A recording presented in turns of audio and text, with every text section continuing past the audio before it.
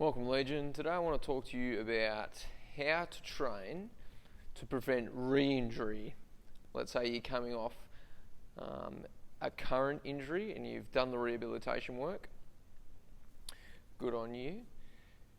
Hopefully you've done that with the help of a physio and a strength and conditioning coach, and during that process you had a bit of a plan.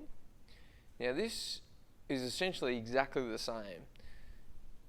You still want to use your support team, so your strength and conditioning coach really comes into play in here, and he can refer back to the physical therapist as well if there's anything specific that the physio might suggest for you to continue to do.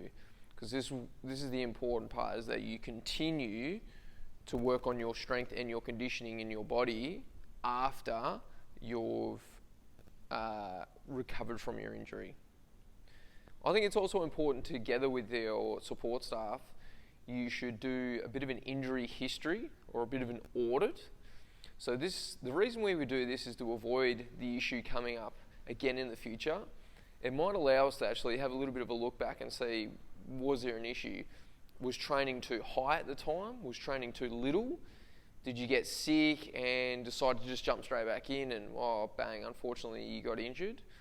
Have a little look through. Really, you should probably do this actually at the very start of your rehabilitation, but let's say you didn't, that's okay.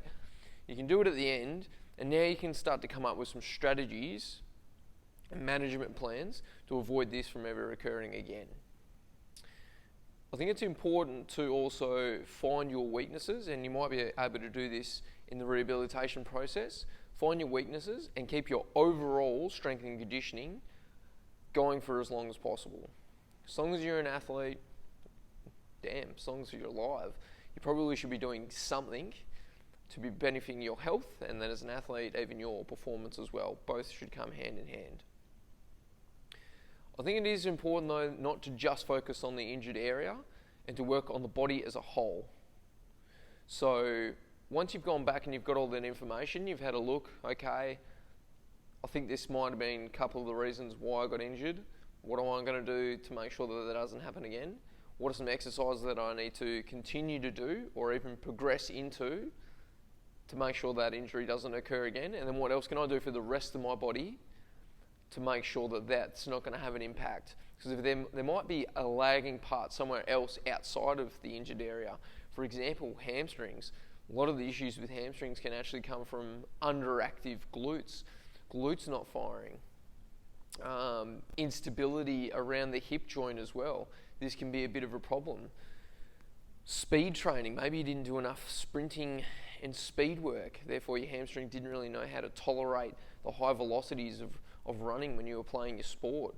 So you got to look. You shouldn't really have to do this yourself. You got to have a look with your team, your physio and your strength and conditioning coach. Have a look at what may have caused the injury in the first place. Then develop a plan around that. And then ideally, you've just got this nice, long, continuous strength conditioning program that's going to keep you on the track forever and ever. Cool. Thanks, guys.